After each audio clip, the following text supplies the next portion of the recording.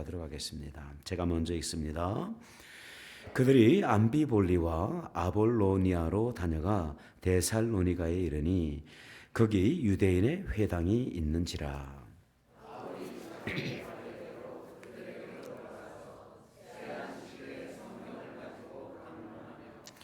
뜻을 풀어 그리스도가 해를 받고 죽은 자 가운데서 다시 살아나야 할 것을 증언하고 이르되 내가 너에게 전하는 이 예수가 곧 그리스도라 하니.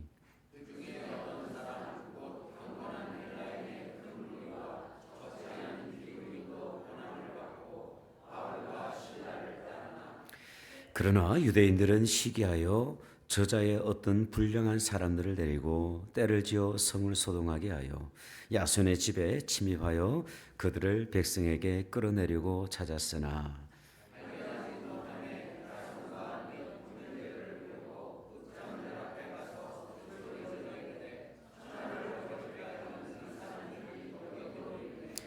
야손이 그들을 맞아들여도다.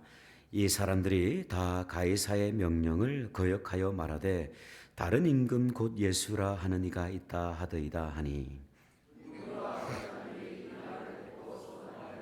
야손과 그 나머지 사람들에게 보석금을 받고 놓아주니라.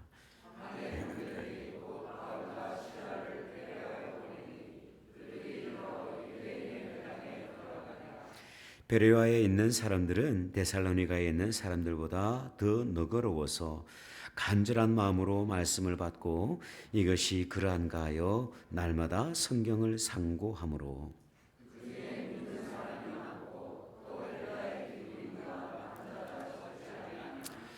데살로니가에 있는 유대인들은 바울이 하나님의 말씀을 베레아에서도 전하는 줄을 알고 거기도 가서 무리를 움직여 소동하게 하거늘.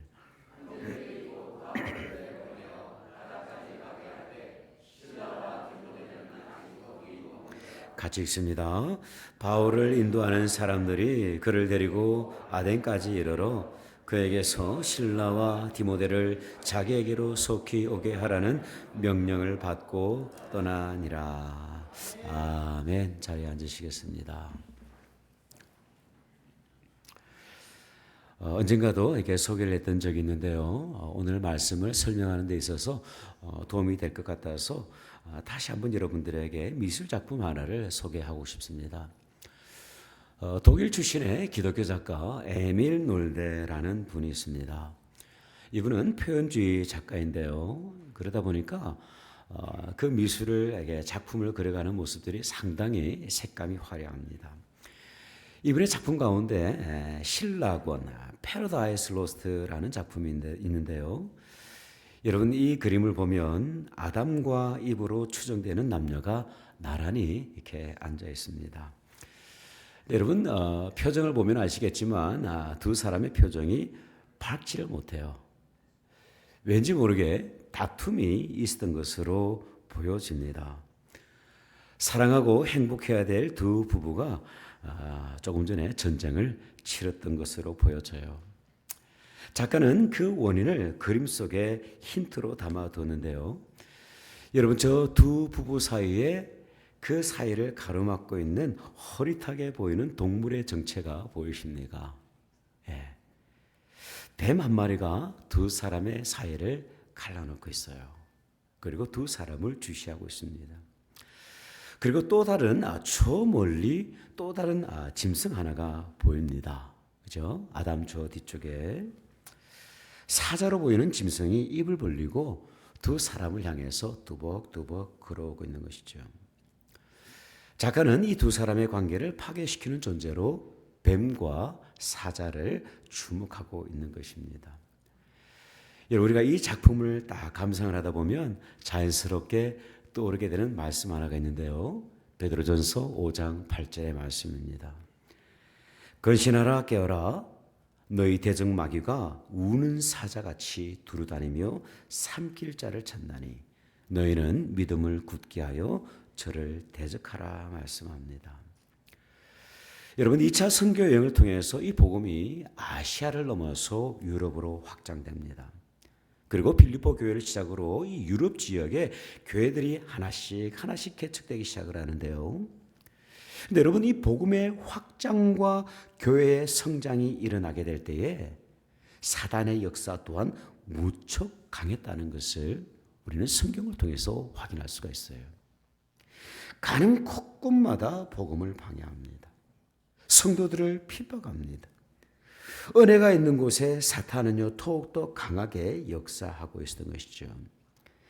이러한 모습을 우리는 본문의 배경이 되고 있는 빌립보 교회, 그리고 데살로니가 교회, 베레아 교회를 통해서 확인을 할 수가 있습니다.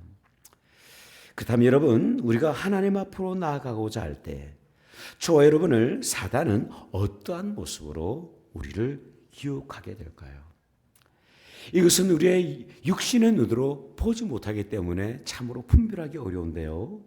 그러기 때문에 더더욱 위험한 이런 것들인데, 과연 이 사탄의 절교 사용하는 우리를 유혹하는 도구들은 어떤 것들이 있을까요?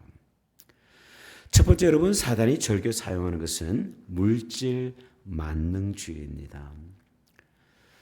사도행전 16장을 보면 이 빌립보 지역에 있었던 아주 중요한 사건 하나를 기록을 하고 있어요. 바울과 실라가 복음을 전하던 중에 이 귀신 들린 여종을 만나게 되는데요. 이 여인은 어떤 여인이었냐면 신점을 통해서 주인들에게 경제적인 이익을 제공하던 여인이었어요. 쉽게 말하면 점을 쳐가지고 번 돈으로 주인에게 돈을 상납하던 그런 여인이었습니다. 여러분, 이 여인이 바울의 기도를 통해서 그 악한 영의 압제에서 자유롭게 됩니다. 여러분, 참으로 축복된 일이죠.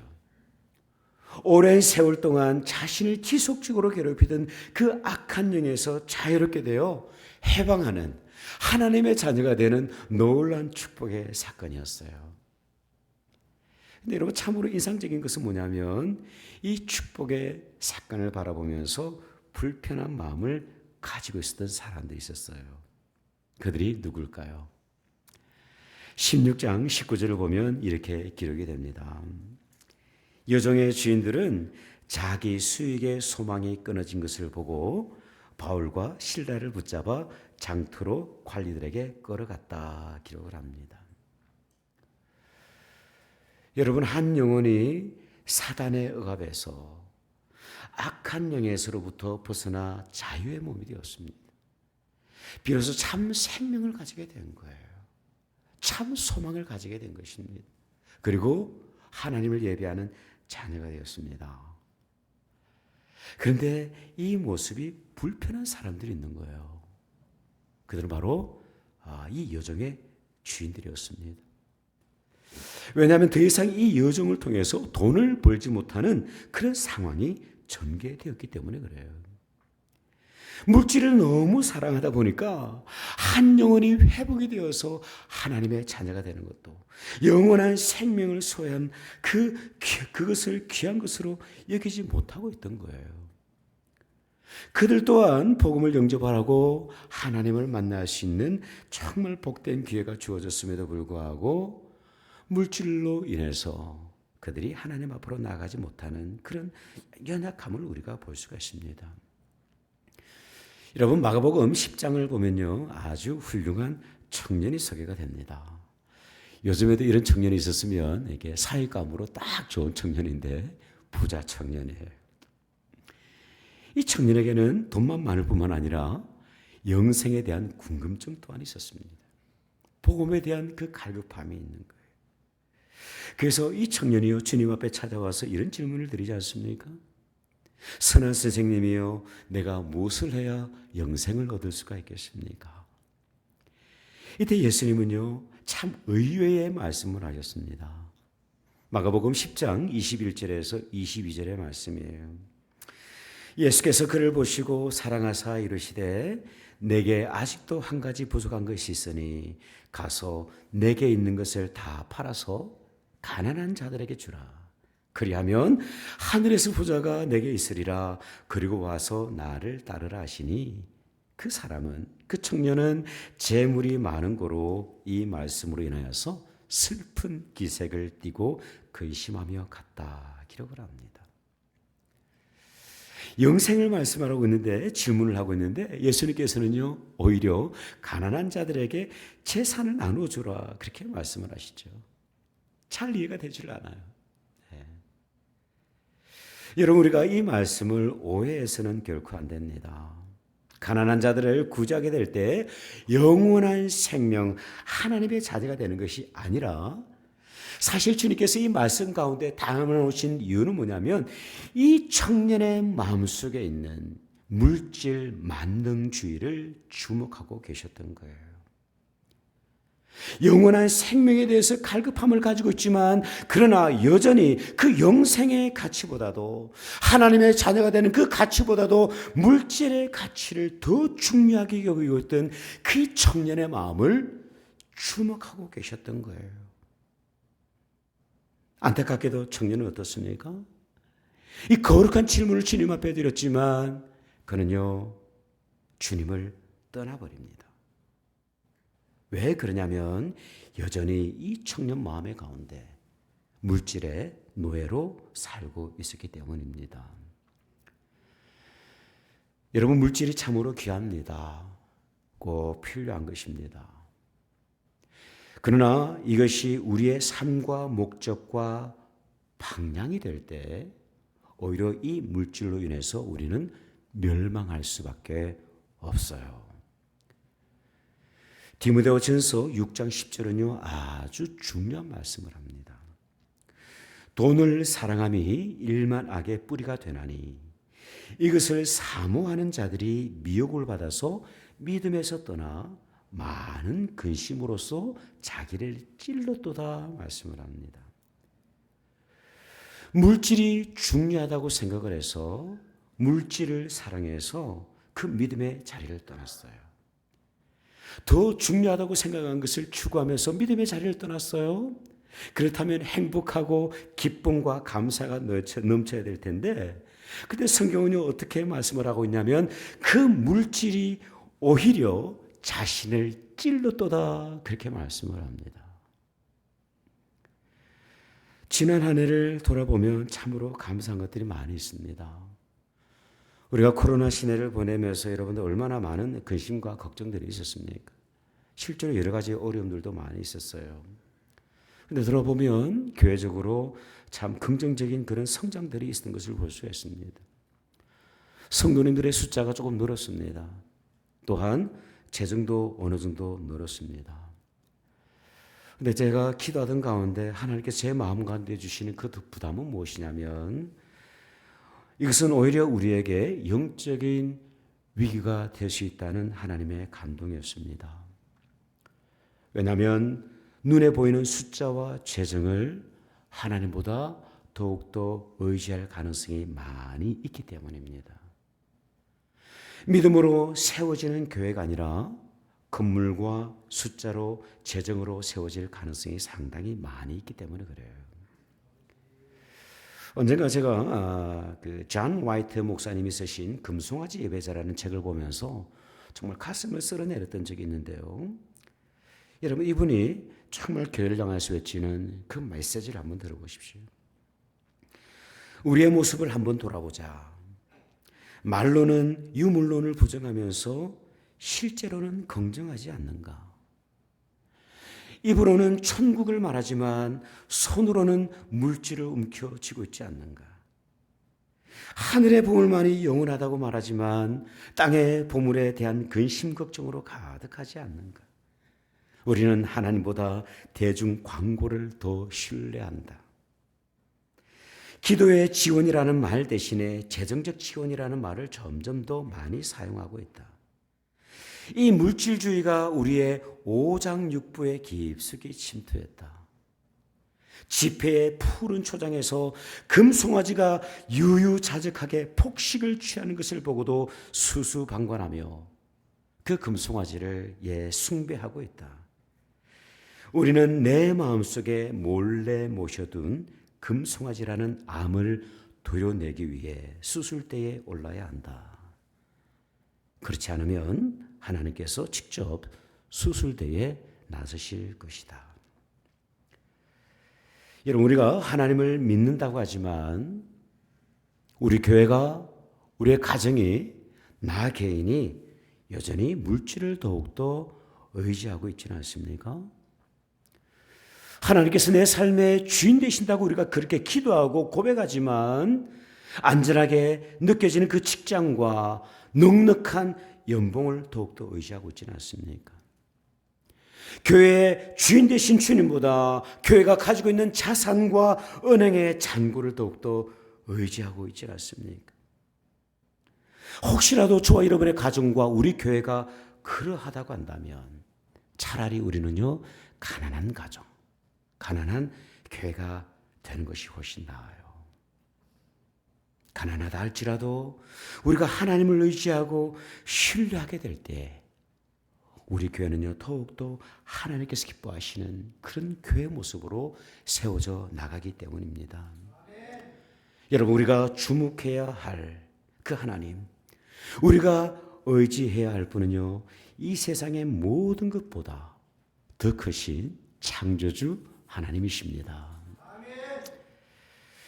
두 번째, 사단이 절기에 사용하는 도구는 무엇이냐면요, 시기하는 마음이에요. 이 선교팀이 빌립보를 떠나서 이 데살로니가로 하는 곳에 도착을 하게 됩니다. 이곳에서 선교팀은 짧은 시간 동안 이 복음을 전하게 되는데요. 오늘 본문을 보면 새 안식일에 성경을 가지고 강론했다 기록을 하고 있는데요. 쉽게 말하면 3주 동안 이곳에서 복음을 전했다는 뜻이 됩니다. 근데 여러분, 이토록 짧은 시간을 사역을 했지만 이 데살로니가 교회가 아주 건강하게 세워졌어요. 이 사실을 우리는 데살로니가 전서를 통해서 확인할 수가 있는데요. 데살로니가 전서 1장 8절은 이렇게 기록이 되고 있습니다. 주의 말씀이 너희에게로부터 마게도냐와 아가야에만 들릴 뿐만 아니라 하나님을 향하는 너희 믿음의 소문이 각처에 퍼졌으므로 우리는 아무 말도 할 것이 없노라. 참 놀랍지 않습니까? 여러분, 이 데살로니가 교회는요, 정말 짧은 역사를 가지고 있는 그런 교회였어요. 근데 그 짧은 역사 속에서도 믿음 위에 든든히 세워지고 있었던 것이죠. 잔소리가 필요 없는, 오직 칭찬으로 가득했던 그 교회가 바로 이 데살로니가 교회였습니다. 그런데 여러분, 이런 모범적인 교회가 세워지고 있음에도 불구하고 이 복된 자리 가운데 함께하지 못했던 사람들이 있었어요. 본문 5절을 보니까 이런 기록이 남겨져 있습니다. 그러나 유대인들은 시기하여 저자의 어떤 불량한 사람들을 데리고 때를 지어 성을 소동하게 하여 야손의 집에 침입하여 그들을 백성에게 끌어내려고 찾았다 기록을 합니다. 많은 사람들이 복음을 듣고 주님 앞으로 돌아왔어요. 헬라인들도 돌아오고 유대인들도 돌아왔습니다. 그런데 어떤 유대인들은 이 시기하는 마음으로 인해서 그 복음으로 돌아오는 사람들을 기뻐하지 못하고 축복하지 못하고 오히려 시기하고 있는 거예요. 왜 그러냐면 이 바울이 전하는 그 복음을 듣고 많은 사람들이 나오게 될 때 그 유대인들의 마음 가운데 시기하는 마음, 질투하는 마음이 막 생긴 거예요. 교회가 막 부흥을 하고 있는데요, 그 부흥이 반갑지가 않아. 많은 사람들이 예수를 영접하고 하나님을 만나고 거듭나서 침례를 받음에도 불구하고 별로 관심이 없어요. 별로 기쁘지가 않아요. 시기하는 마음, 그 질투하는 마음으로 인해서 그것들이 반갑지가 않은 거예요. 이런 시기하는 마음으로 인해서 이 유대인들이 은혜를 놓쳐버립니다. 여러분, 이스라엘의 초대 왕이었던 사울을 아마 기억을 하실 텐데요. 사울이 은혜를 놓쳐버린 이유도 동일합니다. 사실 이 사울과 다윗은요, 비교할 수 없는 신부적인 차이가 있었어요. 사울은 이스라엘의 왕 아닙니까? 그리고 다윗은요, 그저 전쟁을 잘하는 부하장수, 신하에 불과했어요. 그런데 어느 날 전쟁에서 돌아오던 그 다윗을 향하여서 어떤 여인들이 노래를 하는 거예요.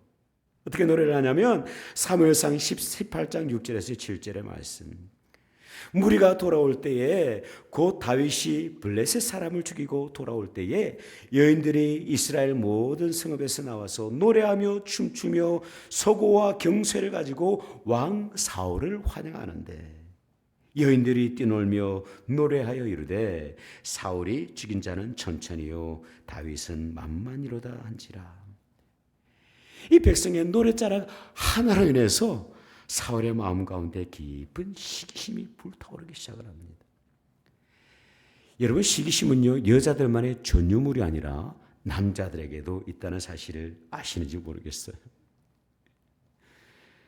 안타깝게도 이 사울은요 이날부터 시기심의 노예가 되어버립니다. 평생 다윗을 죽이기 위해서 시간을 낭비해요. 하나님을 예배하는 자리에서 떠나버려요. 결국 이런 사울에게 어떠한 비극이 초래됩니까? 하나님의 영이, 하나님의 성령이 그 사울에게서 떠나버려요. 예배하지 못하는 그런 연약함을 경험하게 됩니다.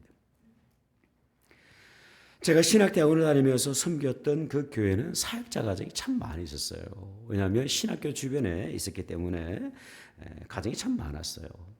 많을 때는 약 15가정이 스텝으로 그렇게 교회를 섬겼는데요. 그러다 보니까 보이게 보이지 않게 이 사역자들 가운데 경쟁하고 시기하는 마음이 있더라고요. 어느 날 저보다 젊은 사역자가 이 강단에 올라와서 설교를 하는데 근데 설교를 너무 잘해요. 많은 사람들이 은혜를 받아요.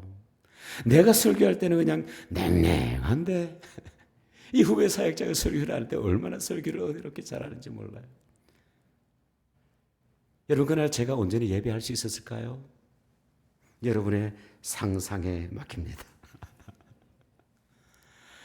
신학생들 가운데는요 영어 설교를 너무나도 잘하는 분이 계세요.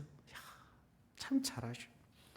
어떤 분은 찬양인들을 잘해서 많은 성도님들로부터 칭찬을 받기도 합니다. 저도 옆에서 덩달아 칭찬과 격려를 드리지만 그러나 내 마음은 여전히 불편해요. 시기하는 마음으로 인해서 마음이 편하지를 않아요.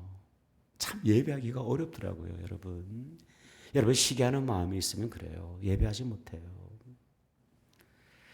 그런데 제가 세월이 지나면서 깨닫게 된 것이 하나가 있었는데 그것이 뭐냐면 하나님께서 각자에게 주신 은사가 다르다는 사실이에요. 그에게 주신 은사가 따로 있고 저에게 주신 은사가 따로 있는 거예요. 그 사실을 인식하게 될 때에 시기하는 마음보다는 이제는 축복하면서 함께 동행할 수 있는 그런 은혜가 제 마음 가운데 회복이 되었어요. 그 시간들을 쭉 보내면서 한 가지 깨닫게 된 것이 있는데 내 삶과 이웃의 삶을 비교할 아무런 이유가 없구나 깨닫게 되었습니다. 여러분, 저와 여러분에게도 시기하는 마음이 있어요. 나와 비슷한 형편에 있는 이웃이 뭔가 잘 된다고 느낄 때, 우리 이웃 교회가 막 부흥한다는 소식이 들려올 때에 나와 그렇게 친한 친구가 그 어렵다고 하는 박사학위를 받게 될 때, 어제 제 친구 목사님 두 분이 박사학위를 받으셨어요. 여러분, 그걸 할 때 우리 마음이 흔들리지 않습니까? 그러나 여러분, 이 모든 것은요 사단의 유혹입니다.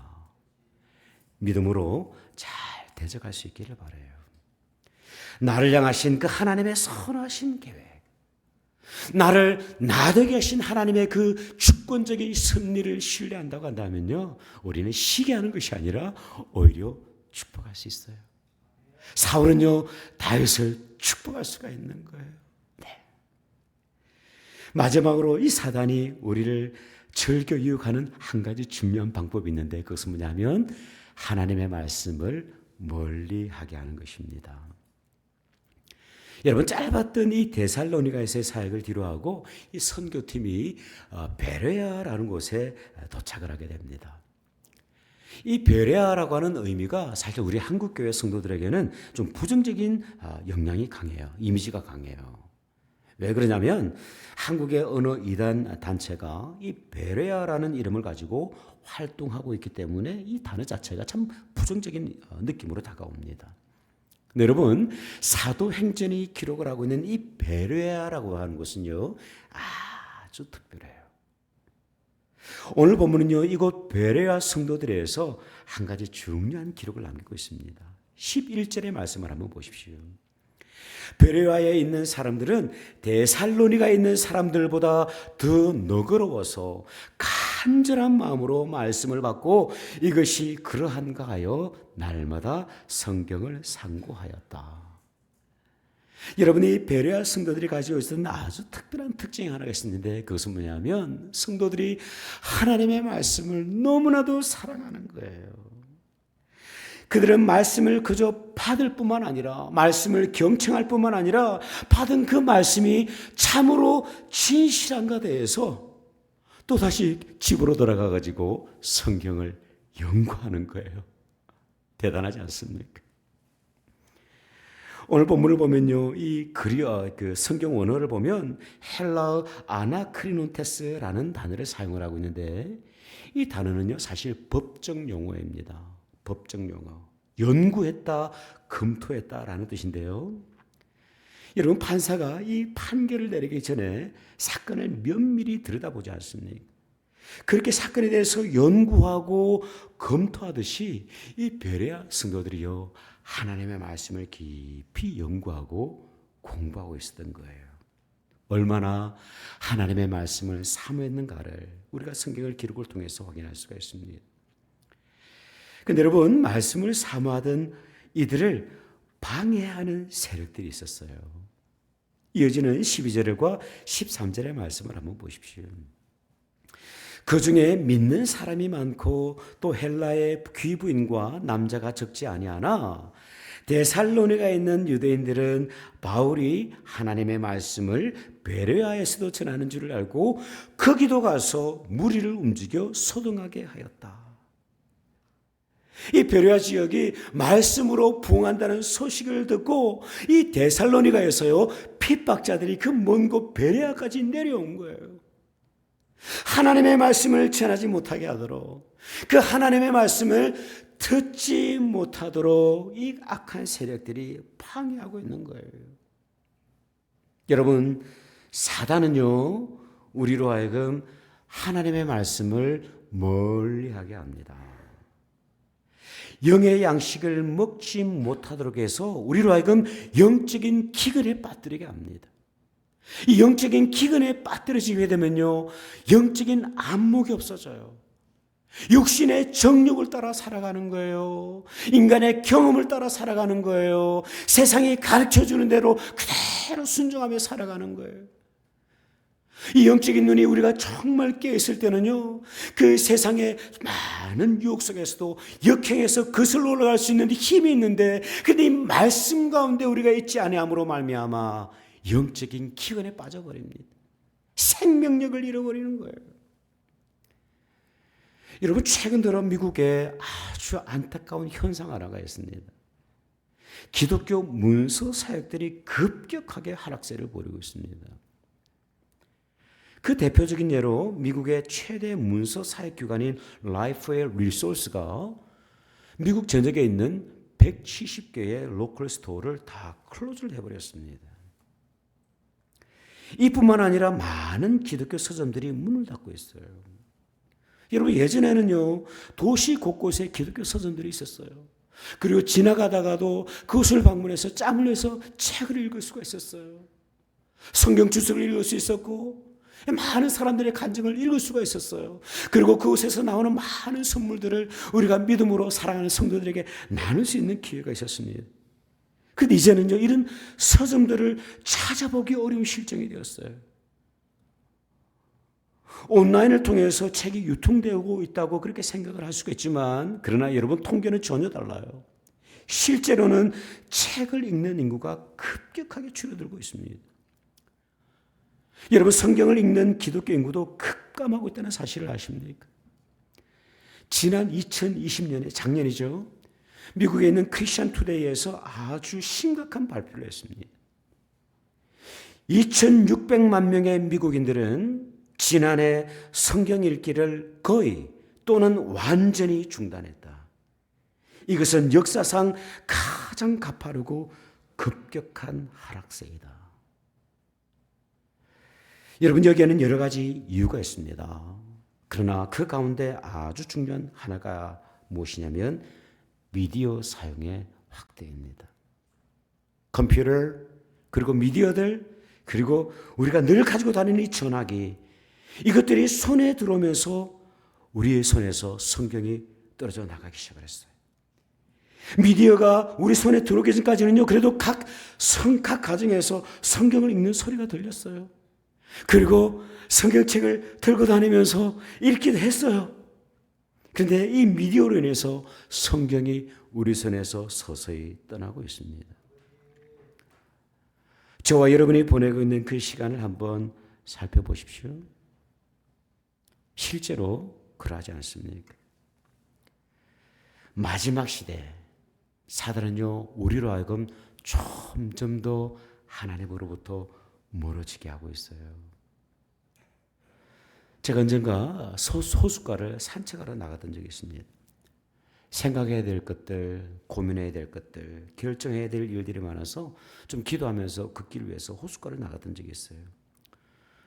그곳에는 저 외에도 많은 사람들이 나와 계셨습니다.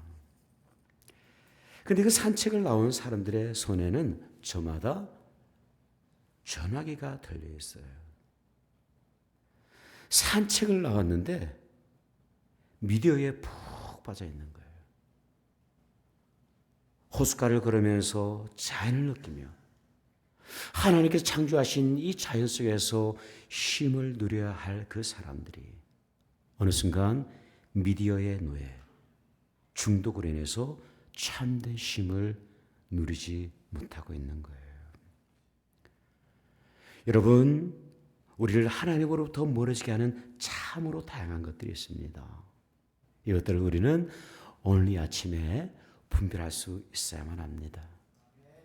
물질 만능주의, 우리 안에 있는 타오르는 그 시기심, 그 무엇보다도 하나님의 말씀을 우리로부터 멀리하게 유혹을 하죠.